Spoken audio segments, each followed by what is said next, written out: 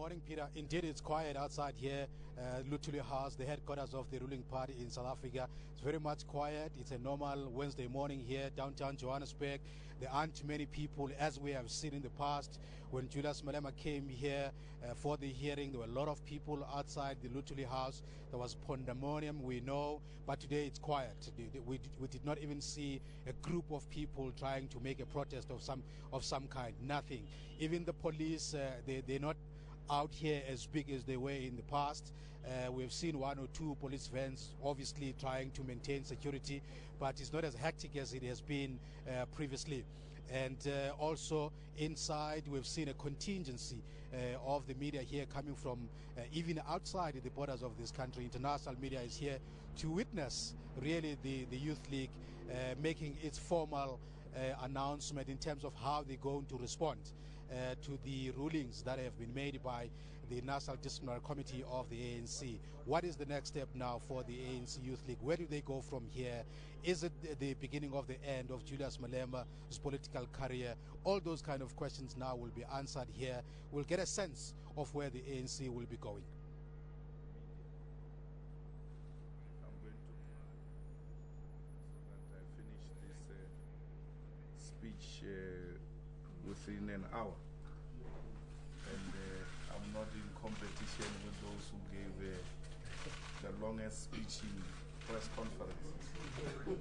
The ANC Youth League held a special National Executive Committee on Saturday, the 12th of November 2011 in Benoni to deliberate and discuss the outcomes of the ANC National Disciplinary Committee, which was chaired by Comrade Derek Ganam.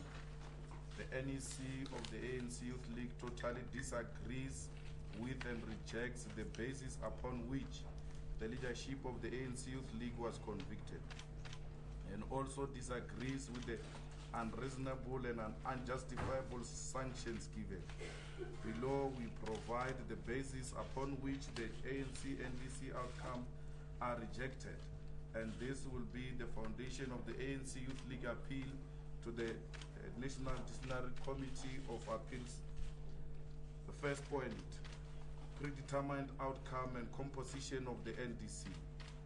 There were always evident signs that a decision to suspend the leadership of the ANC Youth League has long been taken by the National Disciplinary Committee. The Secretary General of the ANC made public statement that the leadership of the ANC Youth League crossed the line even before the NDC began with the process to determine whether the line was indeed crossed. The Secretary General of the ANC spoke on several occasions, agitating for harsher sentence on a case which was still in process. It is evident from the utterances of the Secretary General that the decision to convict and sanction the leadership of the ANC Youth League was taken and agitated by the Secretary General of the ANC, who in all his statements made such intentions very clear. The attitude and approach of members of the NDC reflected these sentiments perfectly, because they did not consider the evidence presented by the ANC Youth League and only considered what was said by the complainant. For the SG to say that the leadership of the ANC Youth League has transgressed or crossed the line even before a formal process to determine if whether was transgression or crossing of the line was a clear directive to the NDC to convict the leadership of the ANC Youth League at all costs. Saying someone has crossed the line is a verdict, not a complaint that has to be taken through a fair process. Speaking on behalf of the ANC, Comrade Jackson Mutembu said on an SABC News interview that the ANC cannot harbor leaders of the ANC Youth League in South Africa and in the ANC, and the ANC did not distance itself from such articulations. This statement was a clear indication of a determination on the part of some leaders of the ANC to get rid of the leadership of the ANC Youth League before a due process could be followed. The manner and speed at which the NDC instituted charges was but only a way of trying to legitimize a decision already taken to get rid of leadership of the ANC Youth League. The NDC ignored the evidence of the ANC national chairperson that the articulations of Comrade Jackson Mutembu were not ANC policy and that they were entirely problematic. In the outcome and sanction, the NDC has raised new things that neither the defense nor national presenter of the complainant have raised, i.e., this is a clear example of the NDC descending into an arena and becoming embroiled in the tussle between the defendants and the national presenter. This questions the objectivity and impartiality of the NDC, particularly members the ANC Youth League requested should be recused. Comrade Susan Shabangu, for instance, missed some sessions of disciplinary hearing, including the important part of the closing arguments, yet she participated courageously on deciding the verdict and sanctions of the charged members. The statements by the spokespersons of the ANC, who according to the SG was merely reading a statement read and approved by the top six, which accused the ANC Youth League of having crossed the line, being ill-disciplined and having taken resolutions which were against ANC policy, are sufficient proof that the decision was predetermined.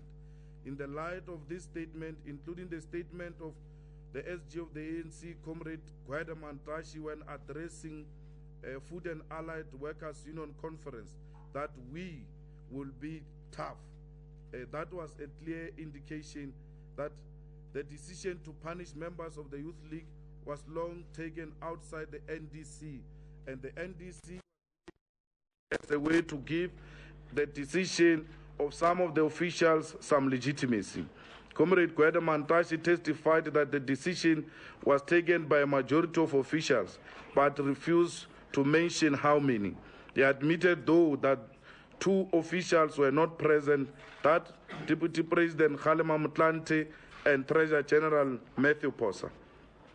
On the recusal, from the beginning of the national disciplinary process, the leadership of the ANC Youth League requested some members of the NDC to recuse themselves because of what was evidently conflict of interest. Some members of the NDC, particularly Comrade Derek Hanagom, Susan Shabangu, and Collins Chabani, hold private and public views that stand opposed to the political agenda of the ANC Youth League. Some of the leaders have made public vows that certain positions advocated for by the incumbent leadership of the ANC Youth League will never succeed as long as they are still alive. Comrade Susan Shabangu's public pronouncements on nationalization of mines and her vow that nationalization of mines will not happen in a lifetime and that nationalization scares investors automatically conflicts her because she effectively wanted to isolate leadership of the ANC Youth League, which is advocating for mines to be nationalized. This matter was raised by the representatives of the ANC Youth League leadership, and it was dismissed on the basis that it is not a related matter. In the judgment delivered by the NDC, it was apparent that there were many inferences made to what are perceptions of the so-called investors to the articulations of the ANC Youth League. The reaction of some of the so-called investors also confirmed that the issue was, amongst others, about the attempt to suppress the debate on nationalization of mines. Comrade Derek Hanagom is recorded as having publicly said that one of the policy positions of the ANC Youth League on expropriation of land without compensation will not happen as long as he is still in the ANC. Comrade Hanagom's impatience and dismissive approach to everything the leadership of the ANC Youth League and legal representatives said was evident that he had a different agenda to settle than enforcement of the ANC Constitution. Comrade Hanagom's impatience was displayed by how he failed to control his temper and made outbursts during the proceedings.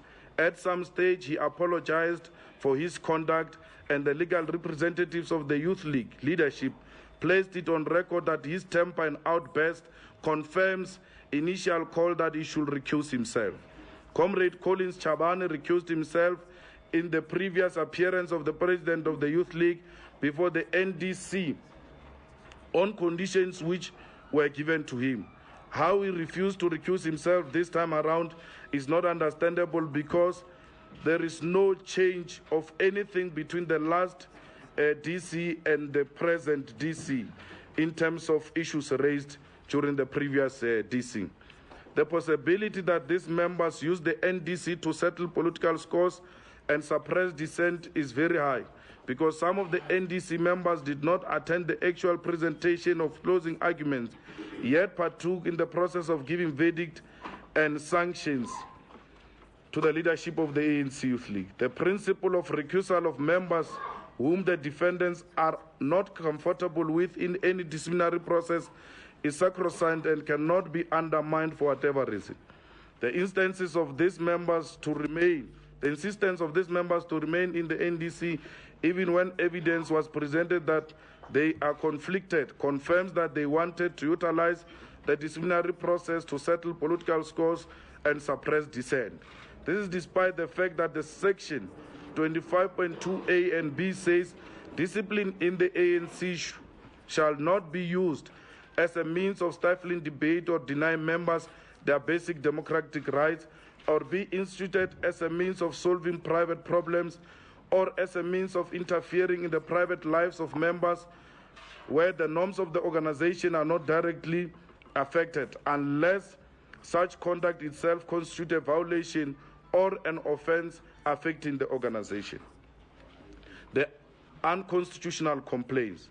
The Constitution of the ANC says only constitutional structures of the ANC can institute disciplinary process, and only the National Working Committee can decide where a case can be heard. In a spirit and manner that departs from these fundamental principles of the ANC Constitution, officials instituted charges against the ANC Youth League leadership and refused the constitutional structure, particularly NEC, to discuss the charges. Section 25.3 of the ANC Constitution prescribes the structure that can legitimately institute disciplinary proceedings against members, and officials are not mentioned as a legitimate body to institute disciplinary proceedings. The conflicted NDC ignored this important principle of the ANC Constitution and went ahead with disciplinary proceedings despite the legal representatives of the ANC Youth League leadership cautioning the NDC that doing so will contradict the essence of the ANC Constitution. There was no mistake in the conception of the ANC Constitution on who can legitimately institute charges against members, but it appears that such an important principle has been ignored and undermined by the NDC. Mitigating factors. During cross-examination, the Secretary General of the ANC was asked why the officials were charged on Badging and Botswana statement because there was an apology by the ANC Youth League. His response was that the officials of the ANC Youth League could offer that in mitigation of sentence. The NDC did not heed this undertaking. Instead, the respondents were denied the basic right to present evidence or argument in mitigation of sentence or sanction. On Thursday, 9 November 2011, on the day of announcement of the DC outcome, the NDC called the defense inquiring on whether or not the president of the Youth League will be in attendance. The defense, in writing, indicated that the president of the ANC Youth League could not attend as he was writing an examination. It was further indicated in the letter that the defense was expecting to be given an opportunity to present evidence in mitigation if guilty verdict is arrived at, after the verdict is delivered.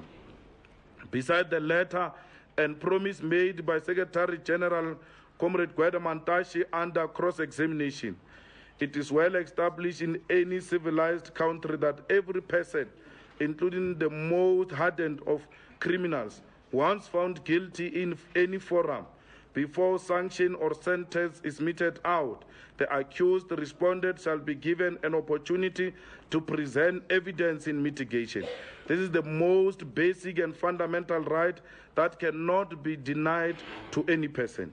The NDC of the ANC, which is the undisputed champion of human rights, has violated this basic principle.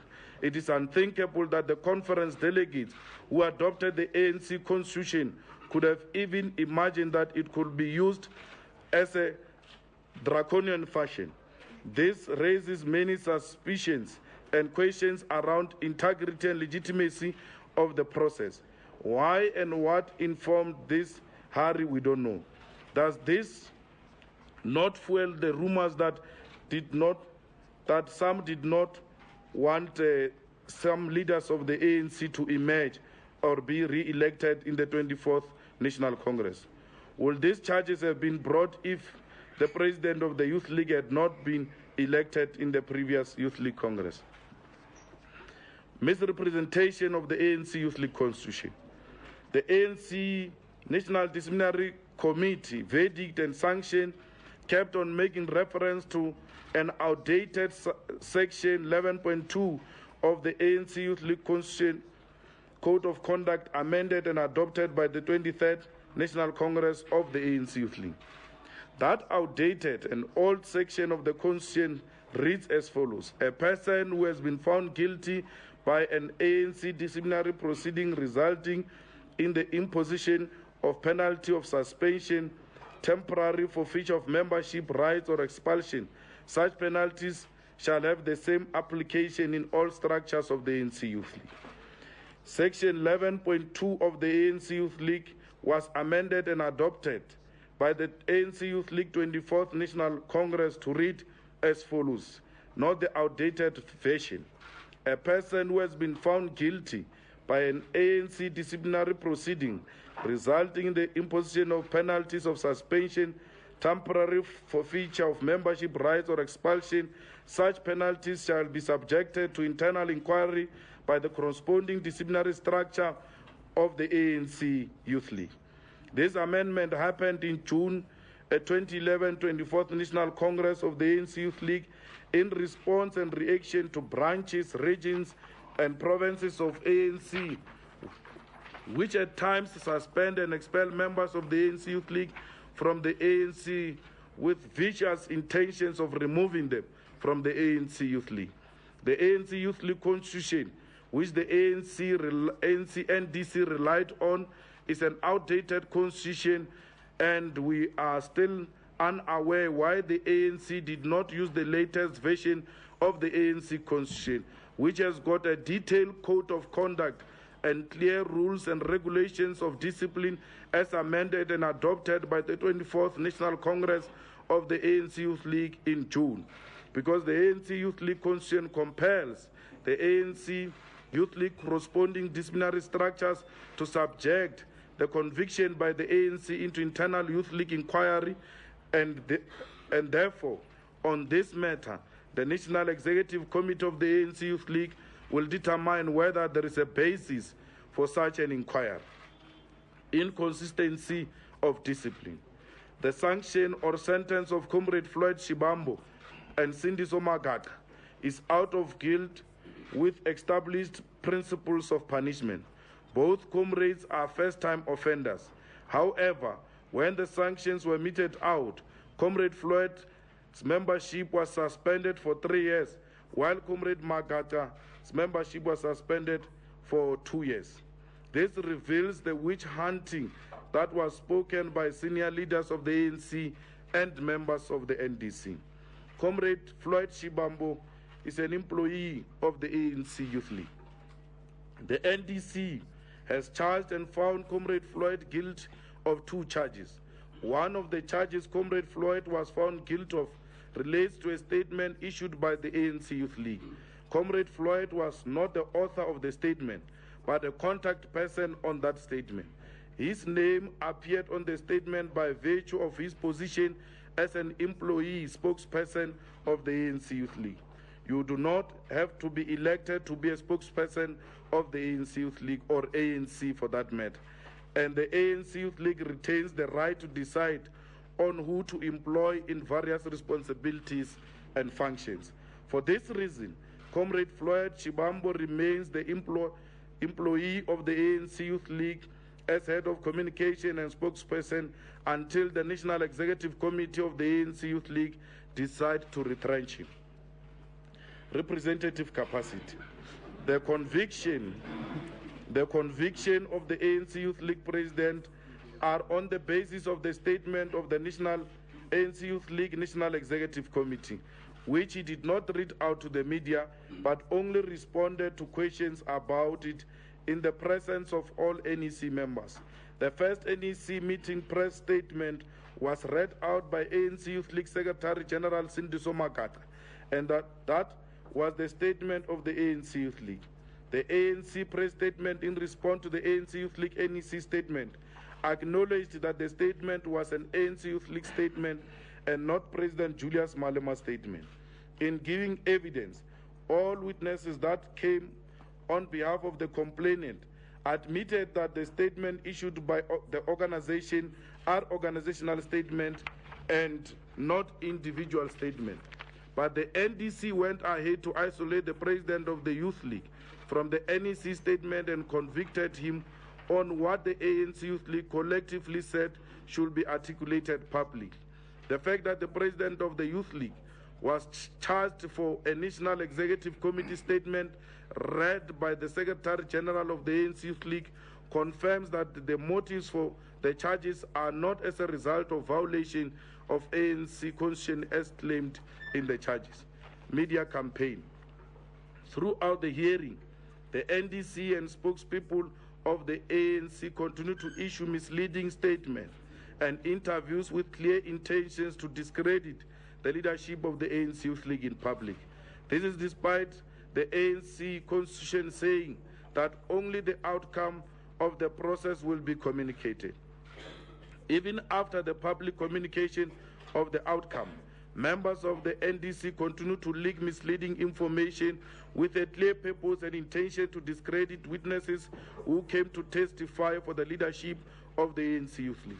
The leadership of the ANC Youth League first heard of the charges from journalists who were given off-record briefing by some senior leaders of the ANC. Some of the Sunday newspapers already have access to the transcript of the entire hearing process, despite the fact that there was no agreement to release the transcripts. The ANC Youth League does not have a problem with making the entire transcript public information, because that way members of the ANC and South African society will realize the vindictive intentions of the NDC. As things stand, the ANC Youth League leadership is subjected to unfair, immoral, unprincipled public trial, which is clearly orchestrated by some members of the NDC who leak information selectively. Already on Monday, the 14th of November 2011, the ANC issued a statement claiming that the process as well as the outcome of the recent disciplinary hearings enjoy the respect and acceptance by all leaders of the ANC and members. This is despite the fact that leadership of the ANC was not granted an opportunity to discuss the disciplinary process. Since the verdicts and sentences were announced, there's never been any constitutional meeting of the ANC which confirmed these NDC outcomes. But however, a statement is already issued that all leaders of the ANC, despite the fact that there was never a meeting of all leaders of the ANC, confirms and accepts the outcomes of the NDC. But this is also a serious charge, because members of the NDC or members of the National Disciplinary Committee of Appeal are leaders of the ANC. And when you say all leaders of the ANC are accepting the outcome and the verdict, you are also implicating members of the appeals committee who are not supposed to be judgmental on this matter before it is heard by the appeals committee. The ANC Youth League NEC is of reasonable and justifiable conviction that the entire process of the disciplinary proceedings of the ANC was politically motivated and meant to resolve political struggles and battles within the ANC. Some in the ANC believe that by removing certain leaders of the ANC Youth League, they will successfully suppress and undermine political and ideological struggles of the ANC Youth League, particularly on nationalization of mines and expropriation of land without compensation. There is no consistency of discipline in the ANC, because if there was any form and sense of consistency, there have been disrepute brought to the ANC and no one acted. If there was consistency of discipline in the ANC, those who attended and addressed meetings of the ANC under the influence of alcohol, and some of those who got arrested for drinking and driving should have been subjected to a disciplinary process and hearing. The leadership of the ANC Youth League will always subject itself to the discipline and the constitution of the ANC, and such should not be misinterpreted to say that individual members can extend the constitution to dovetail their political agendas and narrow selfish interests. We'll never agree to anything that violates ANC constitution in order to manage different interests. The NEC has decided that officials of the ANC Youth League and Comrade Shivambo should appeal the rulings of the NDC.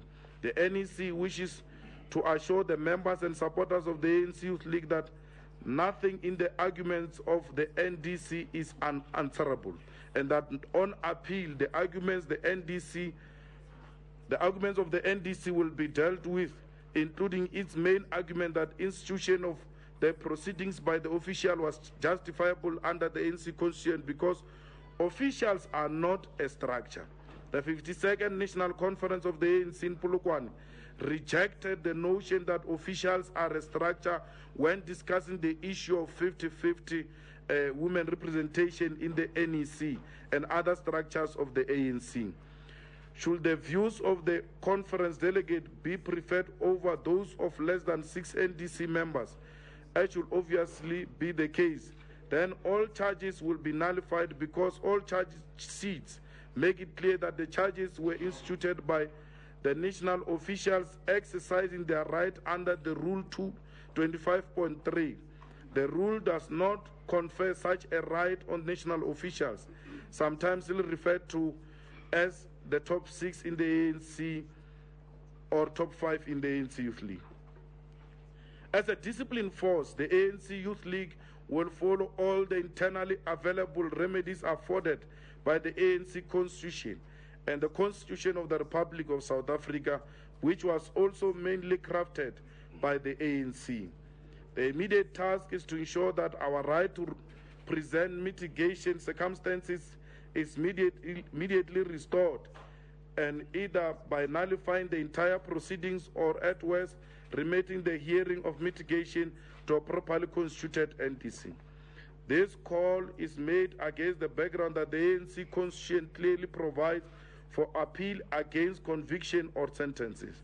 This right of appeal against sentence will be rendered empty, hollow, and meaningless without the right to lead mitigation.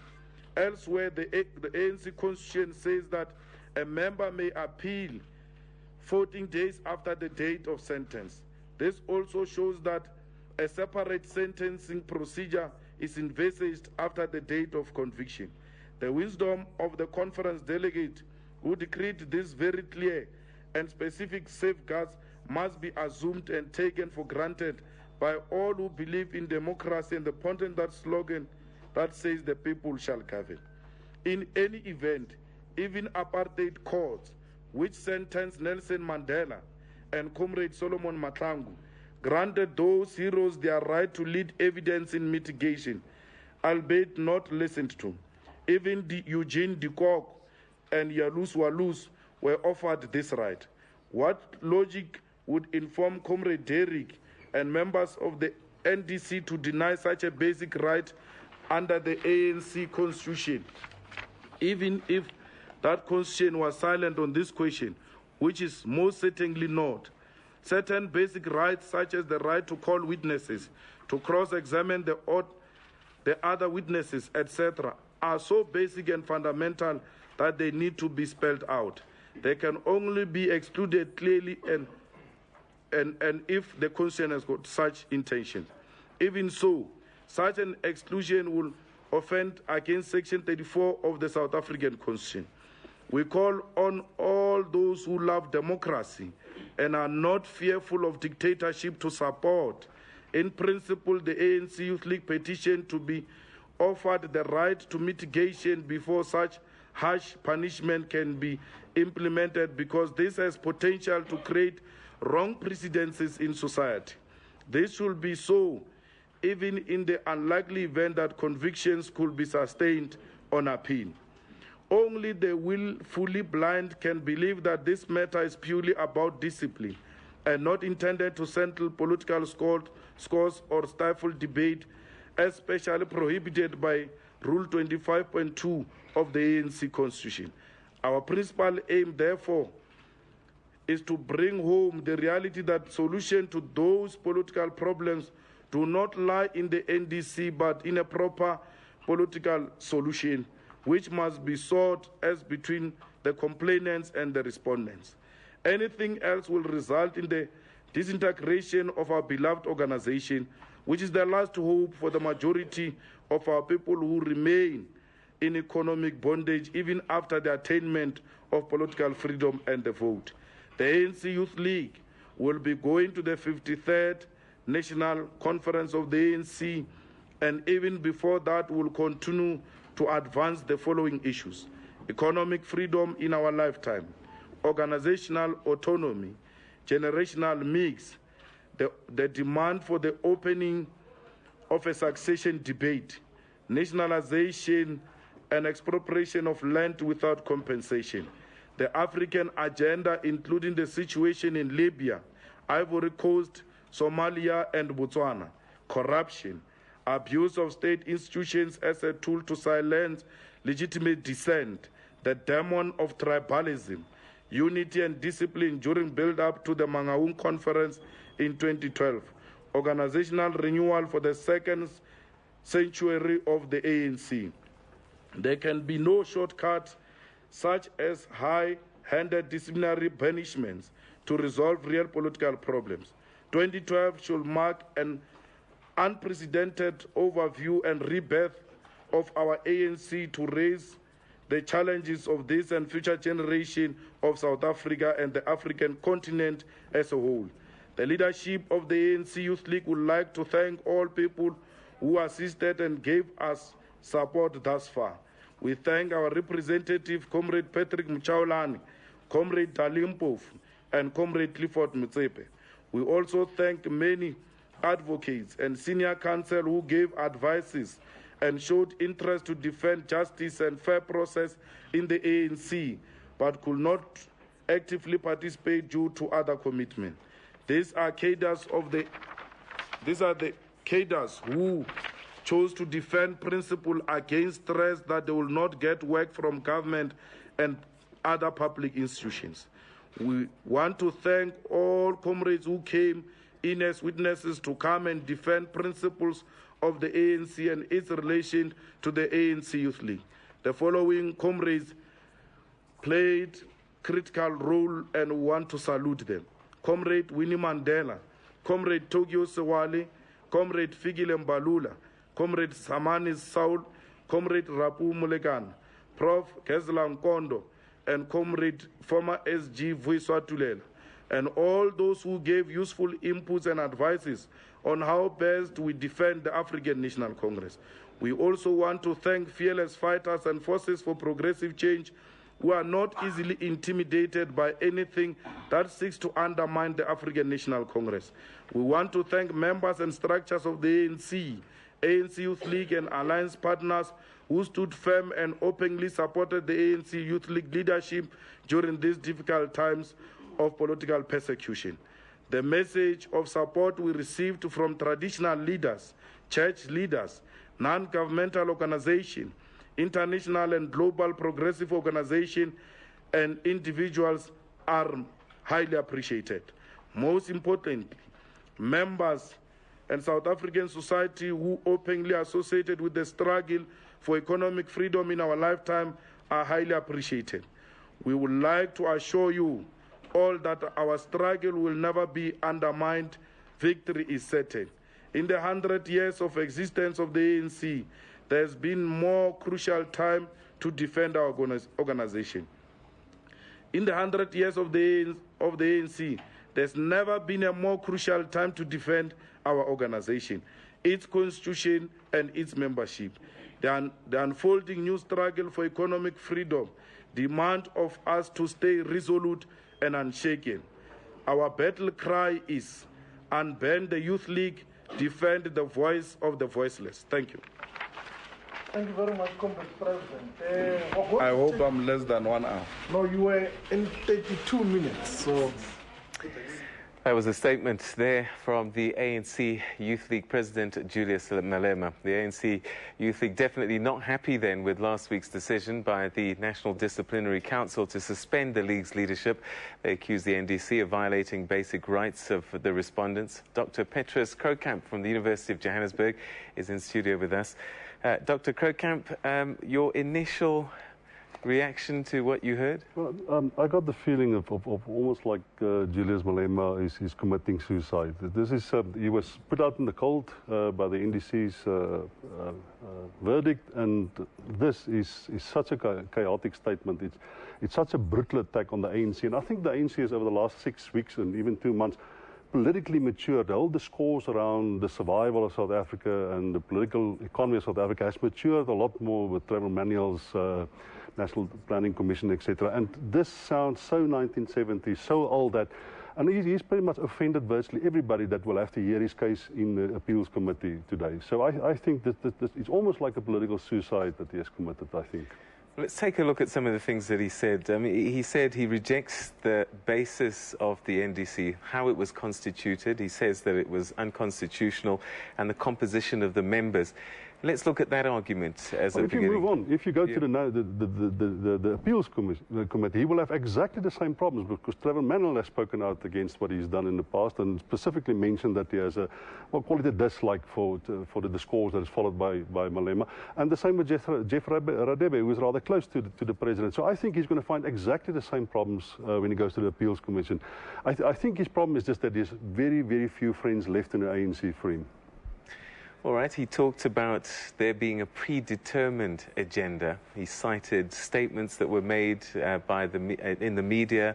As you said, a lot of people have said things against him.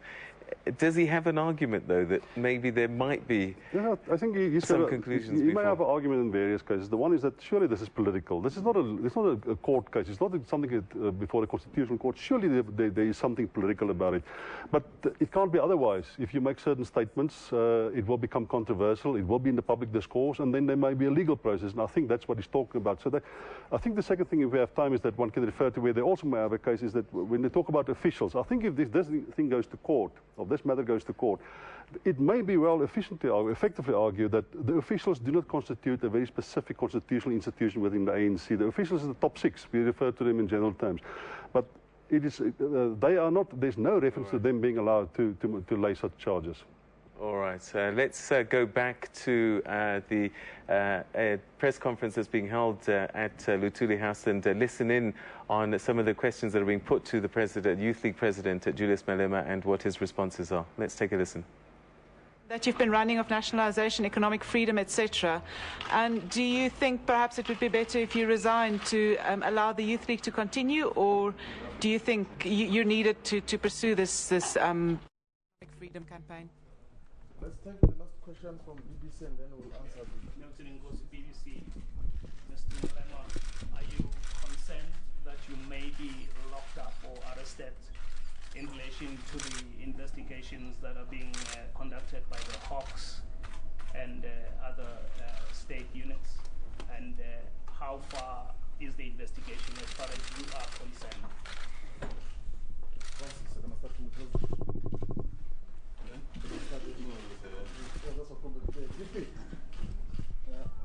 No, thank you very much. I think the first issue about issues that have not been raised and which the NDC has descended into the arena. Firstly, when you look at the conviction of Comrade Floyd, you will see that the NDC has convicted him on the basis of admissions that he made inside the NDC process himself. And it's the responsibility of the complainant to prove on a balance of probabilities the guilty of the accused. This is public knowledge. It is there in the verdict of the NDC that was given to the public. So what we have said is that the NDC chose to admit and to use Comrade Floyd as evidence to convict him against the spirit of the Constitution, that no self-incriminating evidence is admissible in any properly constituted forum, either as adjudication or any other self-incrimination, is clear. The Constitution of the Republic clearly states that. But also, in any rules of evidence, you cannot convict a person on self-incriminating evidence. It's against the spirit of justice and fairness. So these are some of the examples that we want to point out on the glaring unfair process that the NDC has followed. With regard to why do we feel it obliged to come to respond and make public pronouncement. Firstly, the outcome of the NDC, it's a public outcome. But secondly, the Youth League has never raised anything evidential about the NDC since its process has started. You will remember we have said that the whole process has always been subjected to a public trial. Since it started, there have been always interpretations, aspersions to cast doubt on the leadership of the Youth League as a character and as an organization. And after the outcome of the NDC, the NEC of the Youth League said and felt that with this long period of casting aspersions and doubt on the leadership of the Youth League has a responsibility to respond and assure society that the Youth League remains a structure within the ANC. It remains a willing participant to follow processes of the ANC. And that's why the Youth League firstly went into the NDC without running away. We went in and responded and done all those things that you're asking us why we did not do them. We have done that. And we did not come to you to tell you what is our strategy before we went to do that. We have now reached a stage where we feel that society must be reassured. Society must understand the standing of the ANC Youth League. We understand that society is not going to take judgment on appeal. We understand that it's not the responsibility of society, but society has a responsibility to be informed of what is happening in the ANC. But also ANC members must understand the standing of the Youth League. Why are we appealing? It's a responsibility that must be informed not only to the membership of the Youth League as we have been doing, but also to the membership of the ANC. And that's why we're having this press conference to make sure that everybody understands the position under which the Youth League finds itself in. Because a political persecution cannot only be resolved in an NDC. And that's why we're here. Thank you very much, Comrade Floyd. No, I will start with the question where one said there is no point where the Youth League can reconcile with the ANC. I think now we are dealing with the issue of GC. A GC is a subcommittee of the ANC, it's not an NEC. That's why in our statement we have clarified that it is wrong to say that all members and all leaders of the ANC have accepted the outcome, because the matter after the DC, we can apply for review to the National Executive Committee. At that time, it will be the first time for the National Executive Committee to listen to the matter of the disciplinary processes. Youth League leadership has laid down the grounds for them to challenge the ruling of the National Disciplinary Committee of the ANC. They've mentioned quite a number of points on which they're going to use in order to be able to challenge the ruling of the ANC Youth League. With me now here I have Dr. Misrepresentation from the Mapungube Institute, who's going to assist us to understand better the conditions and the points that the ANC Youth League have put forward in terms of challenging this ruling. Dr. Misrepresentation, what key points have come out for you in this document that has been released by the ANC Youth League in terms of what they're going to do now with regards to the ruling of the National Disciplinary Committee of the ANC? Well, one of the key issues, Tom, is that what rights does the national structure, so-called, have to charge the Youth League? Because apparently, according to the Polokwane conference, it was resolved that there is no such thing as a national structure.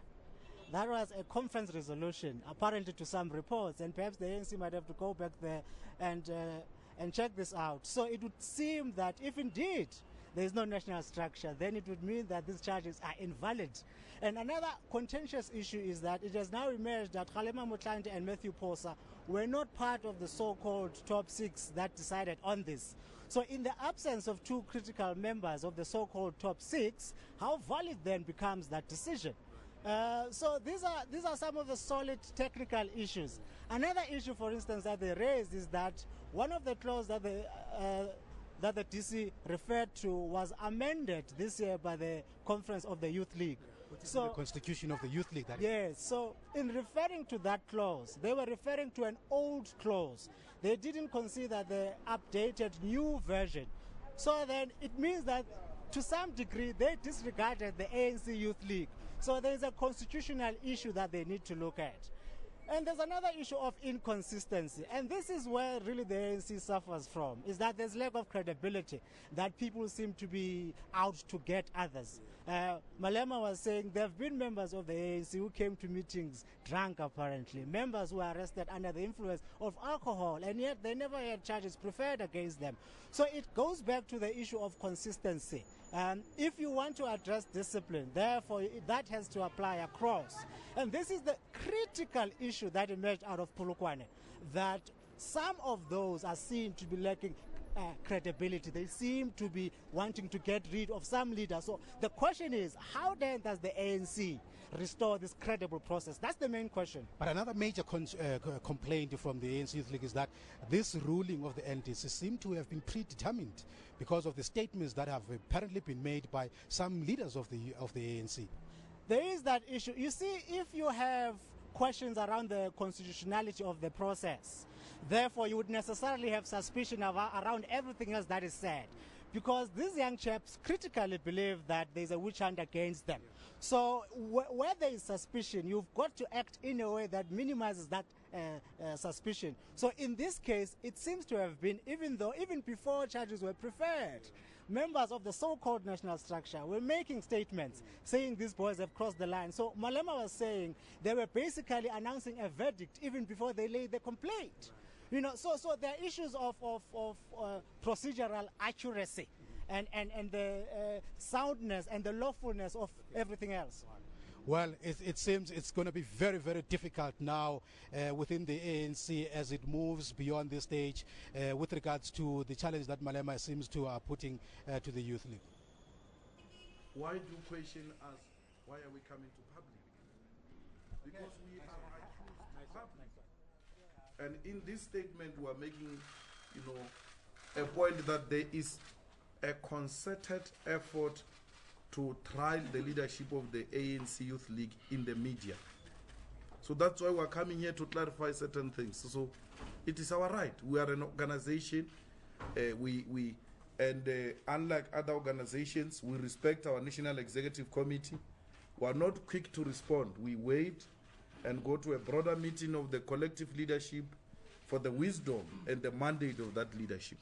And then we come back and report as to what is going to be the way forward. So the judgment has been made publicly, and even yourselves, you would have been worried, why is the Youth League not giving some form of response? Because anything made publicly will have to be responded to. He gives an example on Floyd. The argument on the 11.2, is it 11.2, the Constitution of the Youth League? The argument on 11.2 was never raised in the DC, because you must raise it in the DC so that the defense must respond you and clarify you. So had they raised 11.2 in the DC, would have given them a proper clarity. So they went into their own corner and then sourced a new argument and then brought it forward without bringing it first to the Youth League. Because they must say to the Youth League there, because we argued the point that you have no right to remove the leadership of the Youth League. We did that. We put that to them. The presenter didn't argue differently, because the presenter should have argued differently, so that we and the honors are on the presenter, not on the DC, to prove that they have a right to remove the leadership of the Youth League, not the DC. So members of the DC, they've kept quiet throughout. They didn't raise anything. They didn't question anything, except the chair, who facilitated the proceedings and at times showed impatience. There was a point where there was an outburst from his aside, which led to a heated, serious confrontation between him and senior counsel Mchaulan, to a point where we wanted to stop the proceedings and said we can't proceed under this environment. And we asked to go outside and speak amongst ourselves. When we came back, he preempted us and asked to speak before we speak. And then he apologized. Very impatient, not ready to listen to anybody. And that is the time. And when he conducts himself like that, Senior Counsel Mchaulan says to him, your conduct confirms exactly what we have applied for earlier, that you must recuse yourself because it looks like you've got an uncontrollable interest and you can't hold back. We're not raising it here. We raised it inside. We raised it before we even saw that conduct. We raised it before, and after we raised it, he didn't waste time. He confirmed exactly our suspicion. And we didn't waste time to put it back to him that we raised this before and you are confirming it through your conduct. So that is the type of court we're subjected to. There's never been a point, by the way, where any of us here was asked to apologize for his usage of words or temper. None of us here, none of the legal representatives. The losing of temper and impatience comes from people who are supposed to be objective and patient and give a balanced fairness in the whole process. None of the members of the presenter's side was ever asked to apologize or retract or whatever because of impatience or outburst. None of us. The two fighting parties, none of us was ever asked to apologize. A person who's supposed to be neutral and fair and listen to both sides without showing interest is the one that is asked to apologize, because he has shown an interest even before the conclusion of the matter. And a lot of examples. Dr. Dlejana, now where to with the ANC Youth League, particularly with regards to the appeals? What challenges do you think that the appeals committee is going to face now with this? Well, the NDCA has a serious job ahead of itself. First and foremost, they've got to appear impartial, completely objective, because there's a lot of suspicion around this process, and they've got to make decisions on technical issues. These boys have raised some serious technical issues, and it is quite possible that they might arrive at a different decision. Remember, the ANC Youth Constitution has not been really tested in the way that it has. Yeah. The Constitution is never just until it is tested. And these things have come up for the very first time. They've got to be interpreted, or they had to be interpreted within a very tense atmosphere. Right. So it may well be that the NDC didn't quite properly interpret the Constitution. So the NDCA therefore will have to come and say, did the NDC in the process of carrying out this job, did they falter? Did they adhere to procedures? For instance, these boys were saying, even before the charges were preferred against them, the so-called member of the national structure were going around, right, making statements saying that these boys have crossed the line. So the question was, if you really were looking for an objective sentence, why do you, as person who has laid the charge, already, say that they are guilty even before the NTC sits? Right. So did they make announcements that are proper? That would be another question. Were some of them, for instance, prejudiced? Because that's another issue. Were they conflicted? So, and this is critical. I have to go back to this point, that the success and the credibility of this decision, the stability and the health of the ANC rests on the outcome being seen as completely objective. And that is the test for the NTCA. Thank you very much, Dr. That's Dr. Mcebisi Ntlejana from the Mapungube Institute, helping us to understand this move that has been made now by the ANC Youth League here, announcing its way forward in terms of challenging the ruling of the National Disciplinary Committee of the ANC. based on the technical arguments that they have put forward with regards to impartiality of the committee itself and the way in which its own constitution as the Youth League has been downplayed in this whole process. We're going to see how it moves forward now and how it's going to affect this long road now going to Mangaung next year, where the ANC will be electing its leaders in the conference there. Well, that's all for us here at outside the ANC headquarters, Luthuli House. We're going to go back now to the studio. We're wasting time? By implication, are you saying we're wasting time when you say all the leaders of the ANC are accepting the outcome? Because in the NDCA, it's leaders of the ANC. Sometimes spokespeople of the ANC should have a restraint. They should have a self-restraint, because there are certain things that they pronounce which compromises the process. What are you saying about the leadership of the ANC which sits in the NDCA? What are you saying about the NEC? Because the matter is still going to the NEC if the NDCA does not accept the appeal of the Youth League.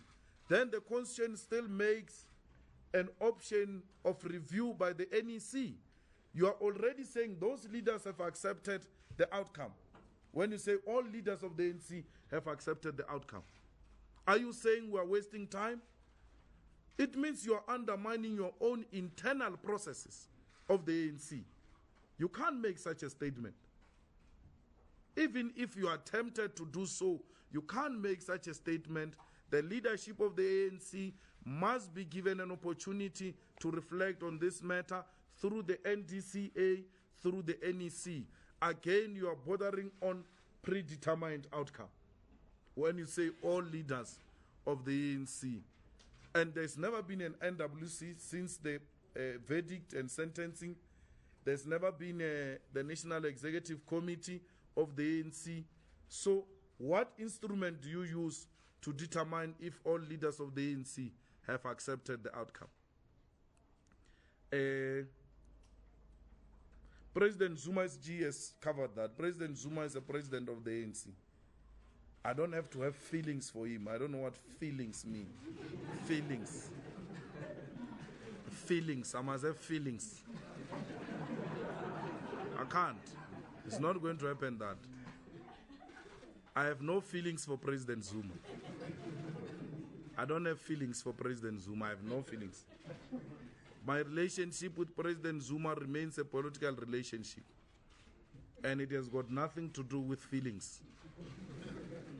It has got everything else to do with political engagement and joint political programs, not feelings. Feelings is something else. Because sometimes when you use feelings, you don't think. You just allow your feeling to lead you feeling. But your mind is not there, but the feeling, you just have a feeling.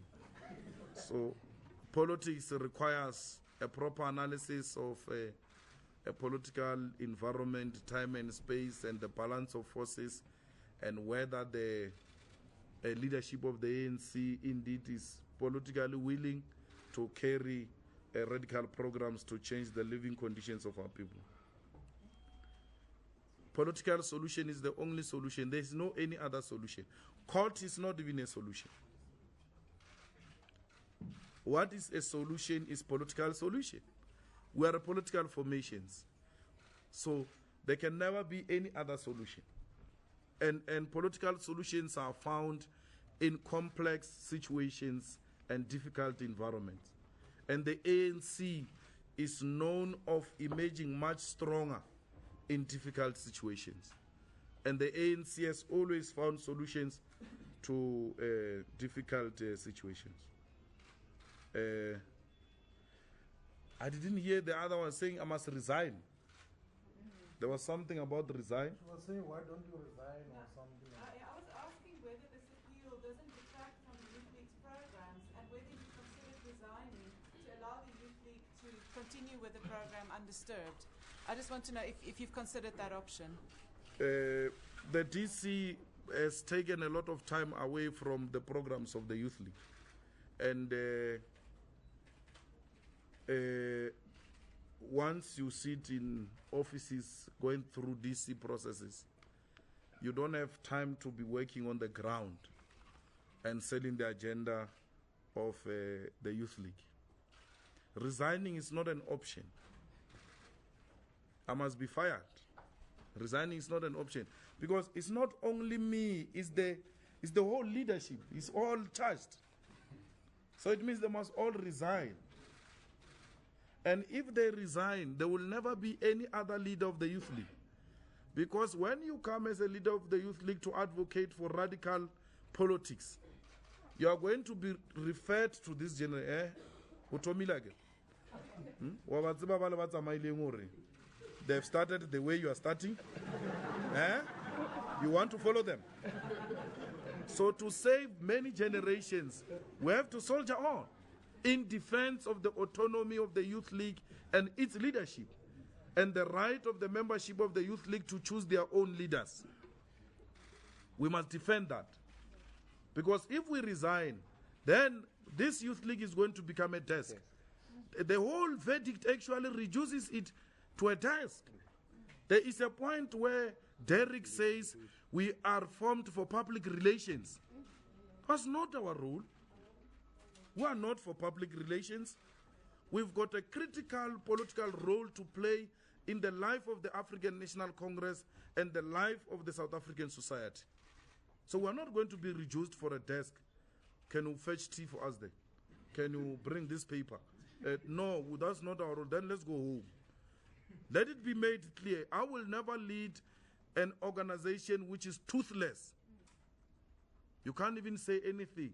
Your role is to fetch water for elders.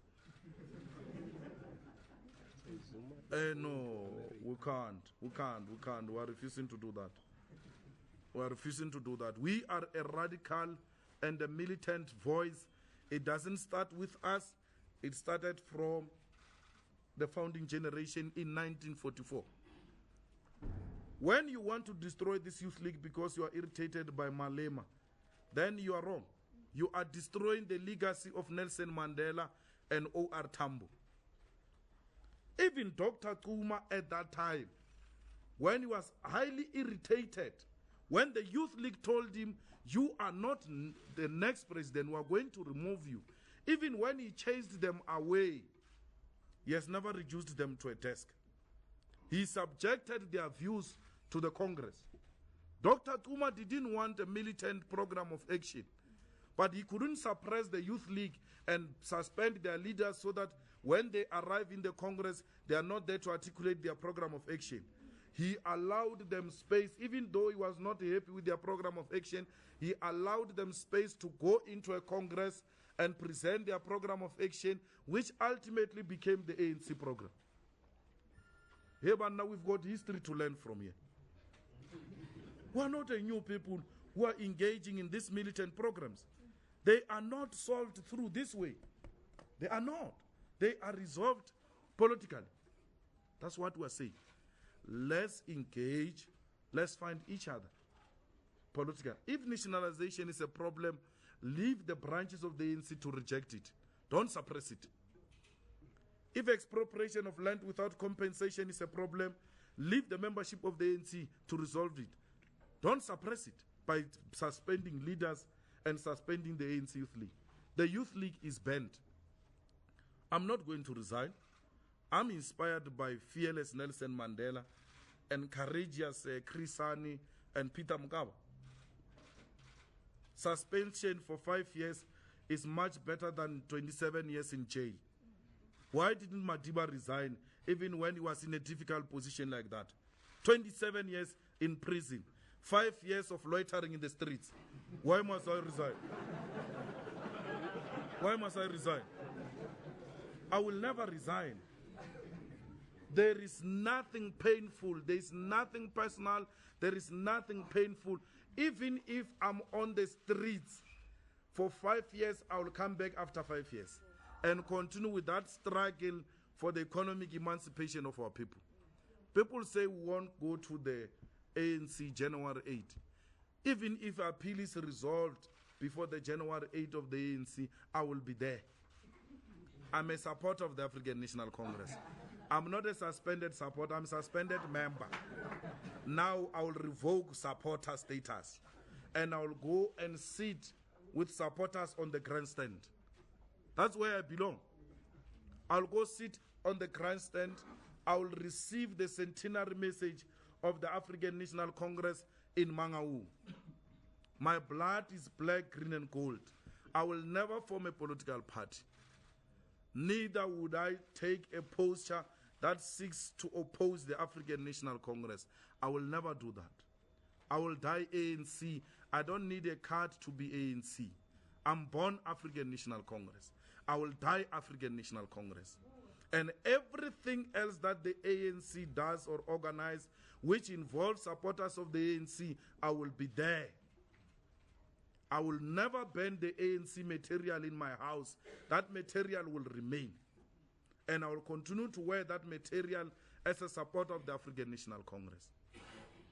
So there should never be a confusion. I never joined this organization to be a president of the Youth League. I never joined this organization because I wanted any position. I joined because I believed in a cause. And I will advocate for that cause even when I'm no longer a member. There are many people who are ANC hardcore who are not leaders. So that's an opportunity. It even opens more space for me to study openly without disturbance and continue to study harder and become a better person. So there is absolutely no problem. There is nothing material which affects me if this suspension comes into effect. I will wake up in the same house. I will still have the same grandmother. My child will remain my child. My car will remain my car. I have nothing that the ANC will take from me. Everything else I have is mine. There's nothing, not even a cell phone. So why should I be personally worried that, hey, there's a problem here? There's nothing. Here we are fighting a political battle, not a personal battle. Let the enemy celebrate. That celebration will be short-lived. You will never destroy the radical politics of the ANC. Even if I'm not there, this youth that we have in the ANC will continue with that radical voice. You have a big problem here, sitting here in front. That's why you must expel everything. Because even if I'm not there, you are going to be confronted by the same militants. So if you think you are solving problems by expelling me and Floyd, there's no problem. Let's see if you'll not have another headache. Because that's a problem of having kids. Yeah, kids come with all this manner of problems you have. So if you no longer want to have kids, the ANC must take that decision. No more kids in the ANC. Then let them take that decision, because as long as they've got the Youth League, the headache will always be there. I'm not worried about being locked up by the Hawks and public protector and SARS and all manner of things. I'm one person who doesn't get easily intimidated. I don't have to be intimidated by the Hawks. They must come here and tell me, what did I do wrong? What did I do to who? South Africa is not a banana republic. You are not going to abuse state institutions. At least there we are going to fight a bitter legal battle there. There is fairness, there are laws in this country. They have failed before to use state institutions to persecute our leadership. They will fail again now. I'm waiting for public protectors' investigations to be concluded. I want the public protector to show me, how did I influence whatever tender I influenced? I'm one person who has never worked anywhere. I've never worked as a garden boy. I've never worked in a farm or a factory. I've never worked in government. I don't know how those systems work. I don't know. I know nothing about those things.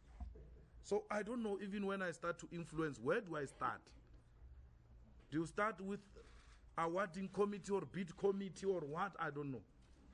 I must be told, who did I speak to where to influence these tenders?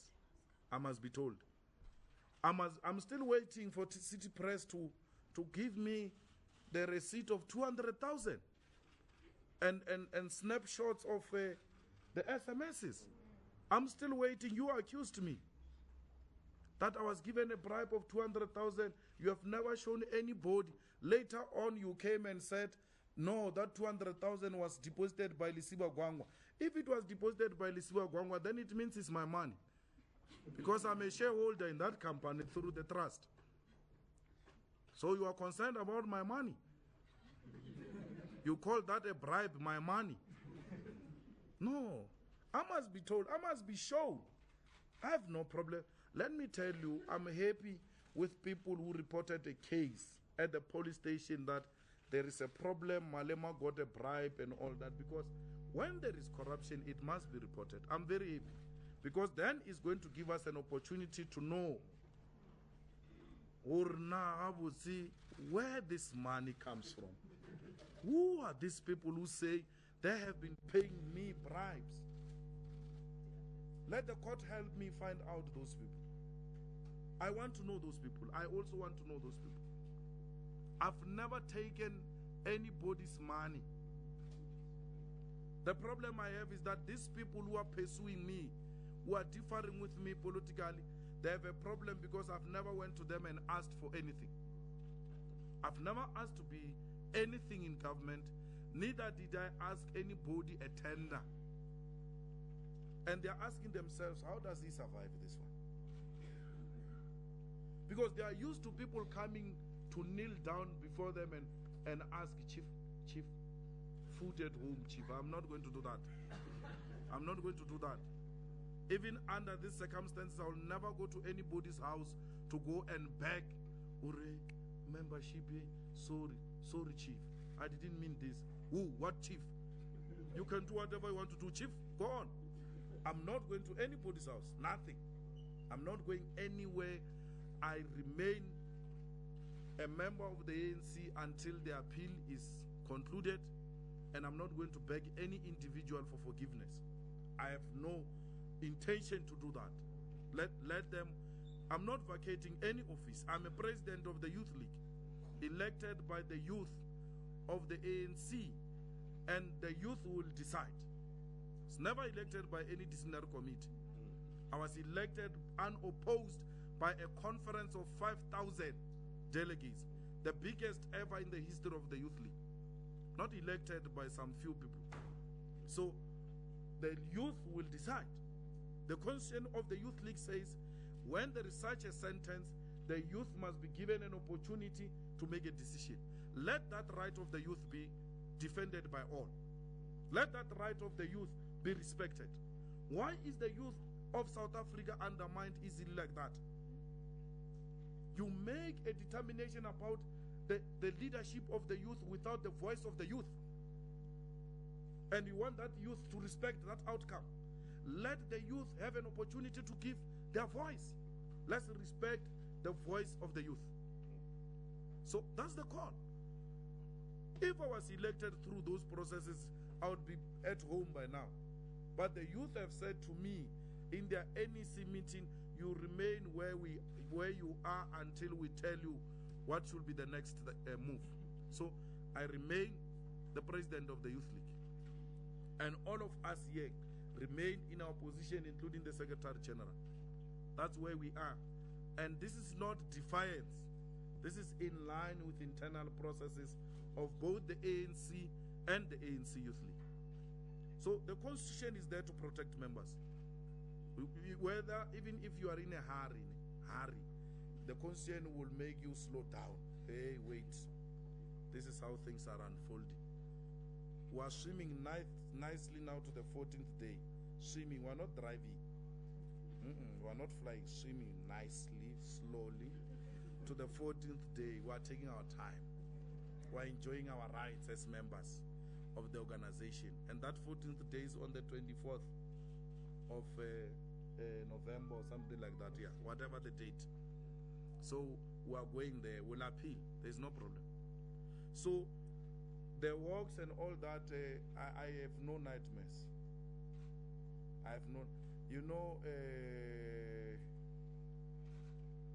resistance is part of me. Defiance is part of me. It's just in the blood. That's how I grew up. I defy a lot up until I'm convinced this is the direction. You don't just come easily and think that, hey, well, we got him now. Yeah, you can cut my head. If I'm not convinced, I'm not convinced. You can do whatever.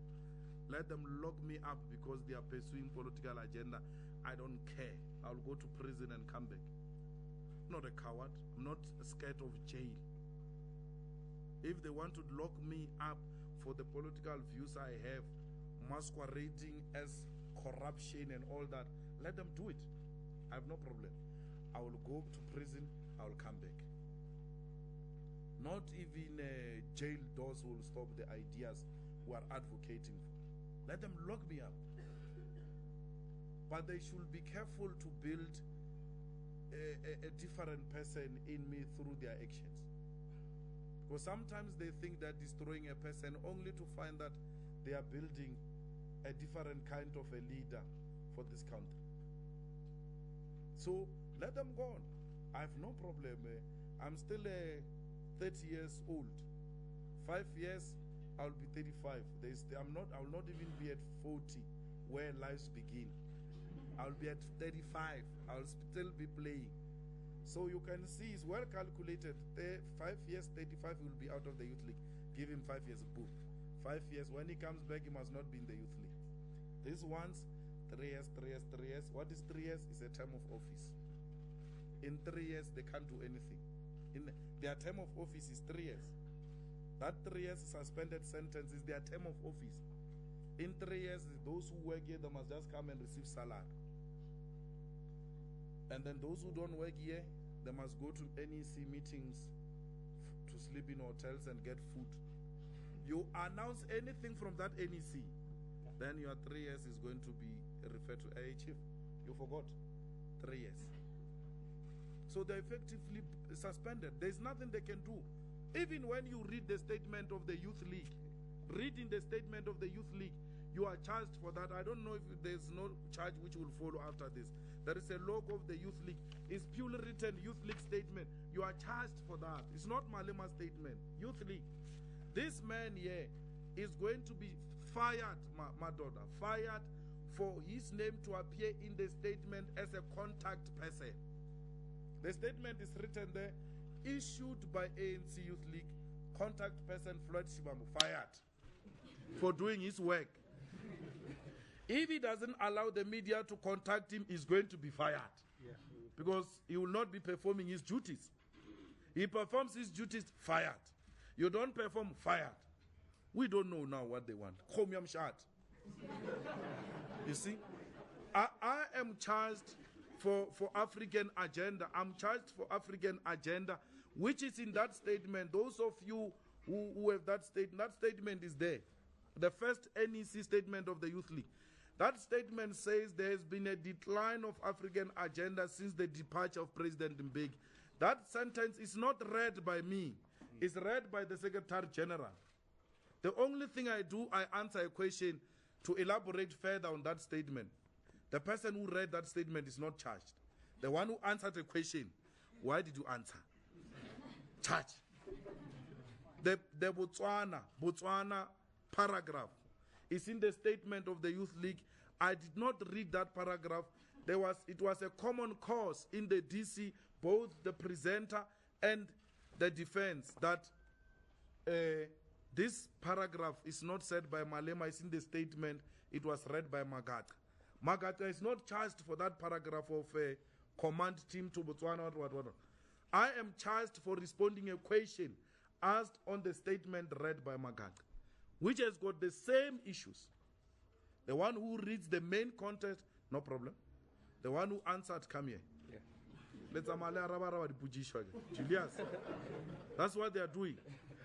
The one that is not on the statement of the Youth League, they're very interesting. The one that I went to Kimberley and said, They are criminals. They've stolen our land. That one I'm not guilty of. It was not in the statement of the Youth League. I was speaking there even without a prepared speech. That one. They've stolen our land. They are criminals and all that. Which Sunday Independent said, I said whites are criminals. And they took it raw as it is. You said whites are criminals. We brought the video and played the video. Can you point us where we are saying whites are criminals? Yeah, by implication you mean.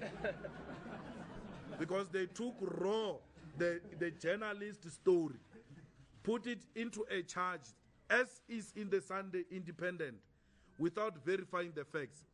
That one which I said out of my own mouth without reading any statement of the Youth League, you are not guilty about that one. That one you can continue to say. But this one of the Youth League, you are guilty of. So you can see that there is a big problem and inconsistency in the whole process.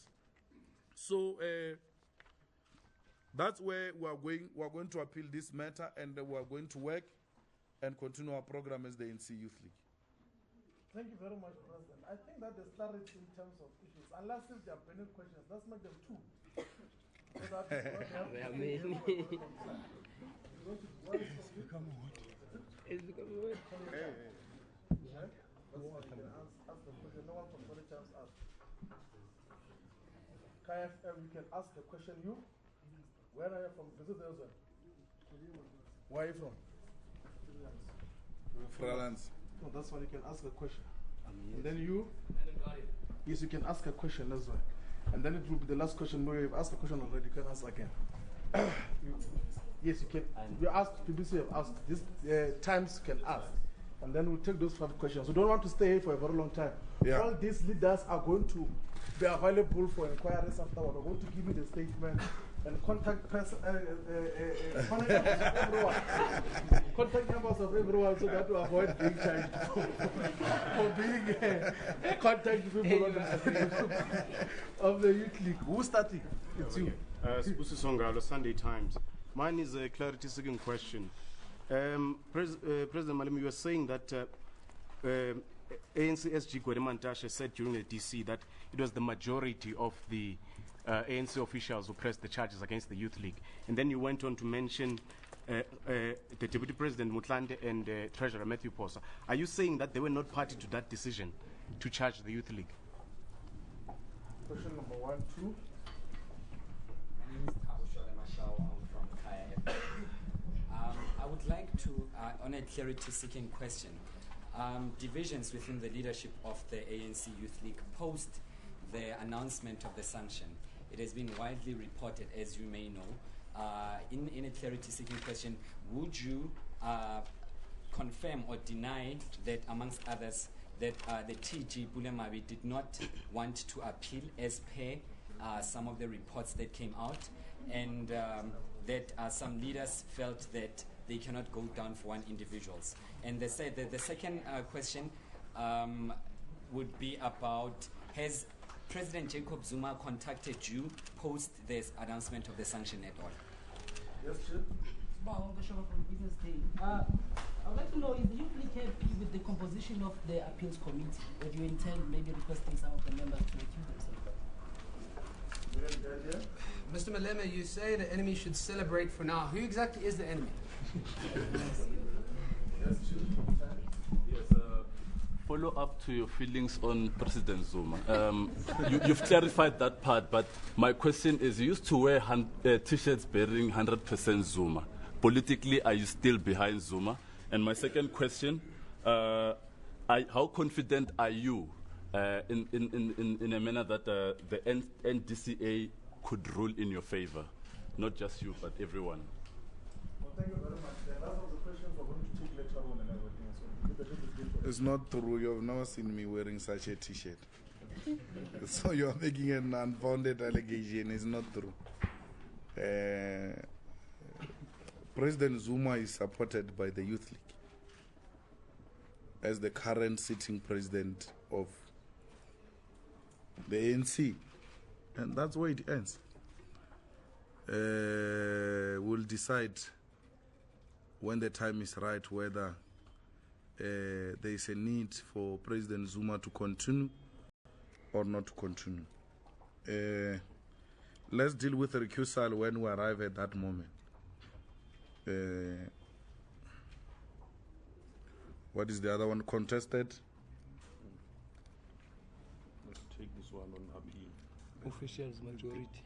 The one about the DP and TG. Yeah, that's what came out of they said majority, and it was indicated that the DP and the TG were not there when such a decision was taken. So we are not saying they were not party to that decision, but that's what came out. As to whether they were party to it and all that, they are better placed to confirm that. Yeah, the rest I will leave to other comrades here. No, thanks, Comrade Floyd. Just to confirm that the ANC Youth League officials have not disintegrated. We have all seen it in the media, and it made us worried as well.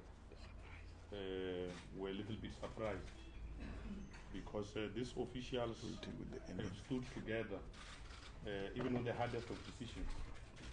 We went to the National Executive Committee special as one front. And we had always agreed, even initially, that our case must be heard jointly. So it was going to be surprising that when an appeal is made, certain officials do not appeal. So what we need to caution the media is that the media must not fundraise issues, eliminate comrades, peddle lies, attempt to divide this collective, and label leaders of the ANC Youth League as sellouts. Those of you who were around would remember that we had an opportunity of leading this organization towards the 24th National Congress. And it would have surprised us that suddenly coming out of the 24th National Congress with the kind of resolutions we took, then we start to be driven by other things. These officials sitting here are very much united, and will appeal and will exhaust all internal processes of the ANC until what we regard as justice is found. And we continue to engage leaders of the ANC on some of these things, because President, an impression gets created here that the Youth League and the ANC are not even speaking terms. In fact, for the record, even when we're going to our important march from Johannesburg to Pretoria, we have met with the National Working Committee of the ANC to take them through on that. I mean, officials of the ANC Youth League continue to meet with officials of the ANC. So from where we're sitting, there's effectively no problem. We are responding, and both the SG and the DP are quite right. We are responding to issues of the NDC of the ANC, which is a subcommittee of the ANC. I mean, the NDC is not necessarily the National Executive Committee.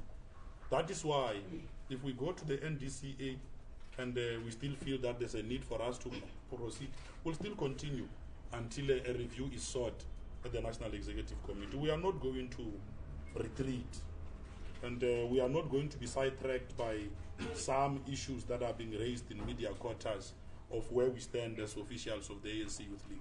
So we are very much united. Stop peddling lies and suggesting to the public that there's a problem in the Youth League. There's no such. Thank you, TG. DSG. Thank you. My issue is mainly on who are the enemies. The enemies is everybody who has been celebrating the outcomes of the National Disciplinary Committee. In particular, the opposition parties in South Africa. And ANC, from where we're sitting, they're supposed to be worried that the opposition is celebrating that its youth leader in particular, it's suspended for 5 years. And some of them are saying it's going to be a boost for them for the next coming election. That is a worrying factor that the ANC must be preoccupied with, and even taking from that, sit down with the Youth League and develop a political solution around that. And monopoly capital is also the enemy, and yourselves, media, you are also the enemy. So, but we are confident in the National Disciplinary Committee that, because the question here is that are we confident in the disciplinary? Yes, we are. And in the processes of the ANC internally, hence we said we are going to exhaust, even taking it to the national conference of the ANC. SG. Yeah, but the SG have covered me that when we speak about any, we're speaking about white monopoly capital. As it is clearly outlined in the strategy and tactics of our movement, that the enemy of the national democratic revolution, it's white monopoly capital. It is not us who refer the white monopoly capital as the enemy, but our documents as the ANC refer the white monopoly capital as the enemy. Now, when you see after that decision, owners of means of production rejoicing about the decision, you must be worried with her. Alia Camp. Now you must be worried. That's why we are worried that the enemy is very happy. The opposition here, Asha, in E. After that decision, there was a DA youth, Mahashule, who was given an opportunity. More than 45 minutes, you must speak. What is your plan? You can see that now they have seized the opportunity to fill the space because they feel that they will be a vacuum. Now they must fill that space so that the DA youth will be the voice of reason. We can't allow that. We can't allow that. We are aware of all these agendas that are taking place. But more than ever, as the ANC Youth League, NEC official, we are united, we are resolute, we are soldiering on towards the attainment of economic freedom in our lifetime. We are not confused. Now we are not confused. We learn these stories from your newspaper that there is this, there is this, there is this, but I think us as the National Executive Committee from the NEC, we have put our direction clear. Thank you. No, thanks. To add to what the TSG and the SG have said about monopoly capital, when you have been watching the news on that day, you will have seen the value of the rand being strengthened because of this suspension, and that maybe it will reduce this debate around nationalization and expropriation without compensation. Those are not the views of President Malema. Those are outcome of Congress. And leadership of the Youth League clearly understand that particular aspect. And we are not under any illusion that any other body within the ANC or the Youth League can elect the president of the Youth League. Only the Congress of the Youth League can elect its own president. And that's why there is no any ambition amongst ourselves, either Comrade Pule or as reported in the media. Even myself, I was shocked and surprised when I saw in the Sunday Times and saying that I did not want to comment on the matter and the time of going to press. When I was not asked, I did not receive any question. You can allude to that from the Sunday Times. I did not receive any question with regard to that. But we are saying the president of the Youth League and the leadership of the Youth League will only be elected by the leadership and the membership of the Youth League. This issue of the rand, all of you knows, there was a time when Sasol manipulated, there was some investigation. So monopoly capital can just manipulate the rand to be strengthened on that day, to look as if there's some economic benefits on the suspension of the Youth League leadership.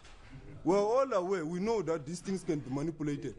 They always march there that you must devalue the rand and so forth. It's not like it brings some investor confidence. It's a manipulated process that anybody can sit behind the computer. We're well aware. There was that investigation on Sasol.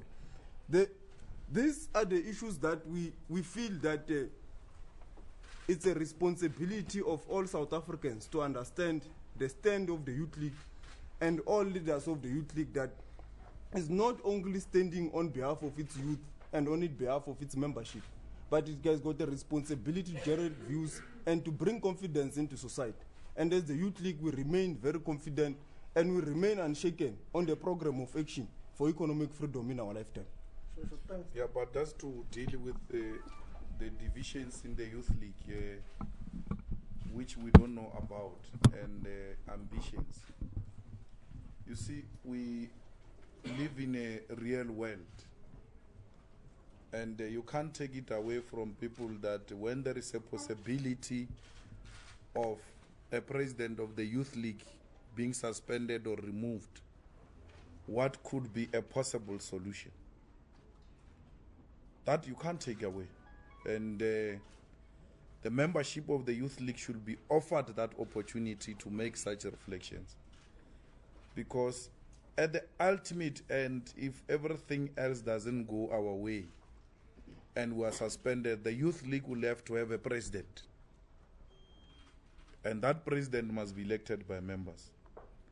There's absolutely nothing wrong with members thinking of who could be the next president if our president is suspended. We must never, as the Youth League, shy away from that type of an engagement. Because then it means we are scared of an open and democratic debate. And that debate, when it takes place in the Youth League, is not disintegration and it's not division. It's an open debate where members are trying to find common ground on who could lead the Youth League moving forward. And we are not refusing to leave these positions of the Youth League. We are just saying this must be done properly and not through violation of the ANC Constitution. And the reason we are appealing to the ANC National Disciplinary Committee of Appeal is because we have confidence in the internal process of the ANC. And we have confidence in the leadership of the African National Congress. That's why we mentioned that if the NDCA is not agreeing with us, we'll take the matter on review in the National Executive Committee. So why would you take a matter on review in the National Executive Committee if you don't have confidence in the National Executive Committee? All those processes are going to be followed. Somebody in one of the papers said, then Malema will have to have a leader in the ANC who's bold enough to raise the matter on review, because a charged member cannot petition the NEC directly. We don't need such a bold member. We've got our Secretary General who sits there as an ex-officio member. So we're not going to need any member from anywhere. Whoever represents the Youth League there will raise the matter. Yes. And we are known of such. We're not scared to raise any matter which we think that it must be raised. And that is a confirmation that we've got confidence in the National Executive Committee of the ANC. We've got confidence in the NDCA, and that's why we don't want statements which are going to create doubts on the credibility of our leadership in the form of the NEC and the NDCA. That's what we're cautioning against, not attacking the NDCA or the NEC. We're worried of statements that are saying all leaders, even before leaders of the ANC, are given an opportunity to make reflections. There's absolutely no divisions in the Youth League. I was shocked by actually the NEC of the Youth League, how it came across on these matters. Because even people that ordinarily you would have expected them to have problems with certain things were actually more firm. And they've made it very clear there that it's not about you, President, or top five or spokesperson. It's about the autonomy of the Youth League. We are worried that if we agree to this, then those of us who are having ambitions of leading will lead a toothless organization. We can't, when it comes to the autonomy of the Youth League, when it comes to the Youth League not being reduced to a desk, we are all agreeing. The leadership of the Youth League is very solid on that point. When it comes to leaders of the Youth League being removed without the consultation with the leadership of the Youth League, we are solid on that, because they know that the same thing will be done to them when they are leaders. They are actually worried that some of them in provinces where they come from, they've got serious fundamental differences with provincial leaders of the ANC, who can just wake up the following day in the province and take a decision to remove them as Youth League provincial leaders. So that's what makes the unity and the solid leadership of the Youth League. The enemy is well defined in the strategy and tactics of the ANC. It's white monopoly capital, but we want to take it further. Everybody else who represent that agenda of white monopoly capital. You don't have to be white monopoly capital. White monopoly capital and your representatives both within and outside the African National Congress. There are people who are now more concerned about capital than the people of South Africa. They are more worried about investors. Before, if you speak about the people of Situate and Alexander, wait. What will the investor say about that matter? They don't care whether those people have got sanitation or not. Investor. Julius, this thing of organizing those people in the squatter camps, the investor is worried about that. When we're marching to Johannesburg Stock Exchange, I was worried. Some leaders of the ANC were not more worried about us marching to Union Building. They were worried about Johannesburg Stock Exchange. It has never happened. You know you. To Johannesburg Stock Exchange. They must be stopped. Not Johannesburg Stock Exchange. Hey man, you are not worried about Union Building. You are worried about Johannesburg Stock Exchange. That's what some of our people have become. Representatives of white monopoly capital. Because that Johannesburg Stock Exchange is not even owned by our people. So, and we managed to convince the leadership of the ANC that no, this is going to be a peaceful march. There is no problem. Because there were people who felt very strong that the march must be stopped. And that's what built confidence. Because there was a strong view that the march must be stopped. And then we went to persuade them. They agreed that the march should continue. So even now, what stops us from persuading them? So it might be taking long, but we are revolutionaries. Will ultimately persuade the leadership of the ANC to take a different direction. So we are not worried about whether it happens today or tomorrow and all that. We are continuing to persuade the leadership of the ANC because we believe in the African National Congress. If we didn't have confidence in the NDCA and the National Executive Committee, this NDC verdict and sentence without mitigation is ground enough for us to walk away and say, no, we have no confidence in these people. Let's just wait for the National Congress, which will help us. No. That's why we're still going to our leaders to persuade them differently. Thank you. No, thank you very much, Mr. President. Let us go and capture the press conference correctly. We can't mislead people. Being representatives of monopoly capital does not mean must be unethical. Let's contain it within ethics. Thank you very much for being here.